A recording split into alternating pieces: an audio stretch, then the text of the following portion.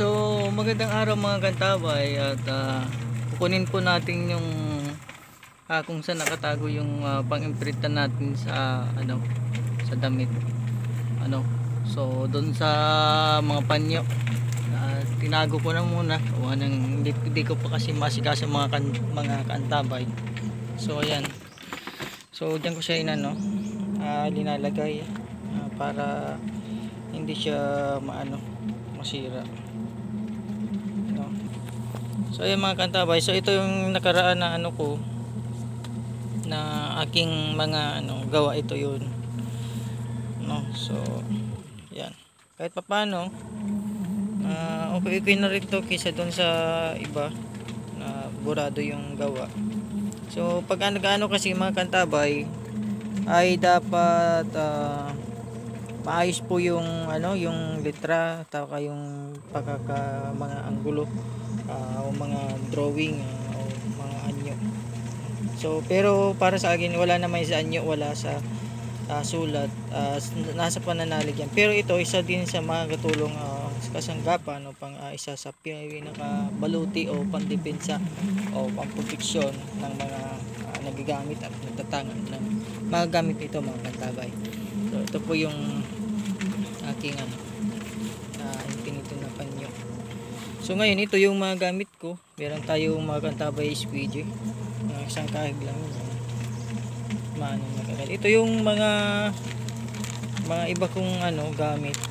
Dito ko na siya pinaglalagay yung dati kong ginawa. Ito mga orasyon at iba pang mga ginagamitan ng ganito. So ayan. So ito sana mga kantabay, kaso hindi ko na siya nagawa kasi may mga dami na akong gawa Ayan. So ito yung iba mga ginagawa natin dito, ini-imprinta.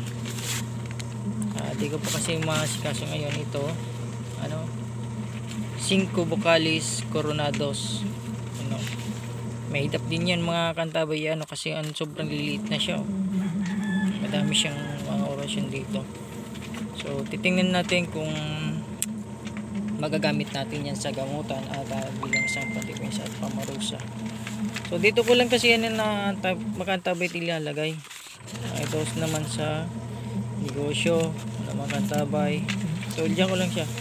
Yan, balik ko sana ng imprintahin kaso hindi na inaabot ng aking oras mga kantabay. So ito Sator Corondos, isa sa pinakakilalang gamit ng ating mga kapatid sa spiritual. So ito na yung infinito, infinito Dios. Napakalinaw at napakaganda yan. Sunod natin naman yung ito yung tatlong persona. So meron tayo niya mga kantabay. So sunod naman ito sana, ito kakaiba to. Yan. So ito isa to, pasilip ko lang, tama na kasi sa akin yun So ayan, may mga ginagawa tayo kasing mga bagong mga kantabay na hindi pa lumalabas o hindi pa nagagaya. Walang kaparehas sa madaling sabi mga kantabay, walang kaparehas yung natin. Saka ito naman ay ginagamit ito sa negosyo. So meron tayo ng mga kantabay. Ayan, dahil lang natin yung mga kantabay nilalagay. At ito na, ito pang isa. Ayan, isa pa sa natin mga meron tayo niyan mga talandro yung mga kantabay. So ito na, pakita ko na sa inyo yung iba pang gamit natin. So ayan, ito yung sa laminator. At ito naman yung natin tinatawag nga yung pang-imprinta na paint. So sunod natin ito yung inimprinta ko na San Benito. Yan, kung nakikita nyo mga kantabay Yan, malinaw na malinaw. Yan ang maganda mga katabay. Malinaw na malinaw yung mga words niya. Ito maganda talagang panlagay sa panyo. No? San Benito po yan na may pakpak. Yan mga katabay. Next. Ito na yung isa ko pang San Benito.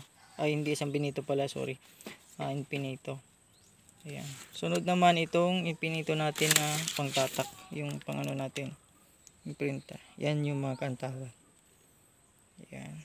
Kung di ka pa po kayo nakapag-subscribe, please subscribe at pakit na rin po notification bell para lagi po kayo updated sa mga video natin na upload. So, yan lang muna ang mga share ko sa inyo mga kantabay. Ingat po kayo lagi at salamat sa panonood at lagi po kayo magdasal. No? So, salamat po sa panonood. God bless po. Yan na muna ang share ko sa inyo.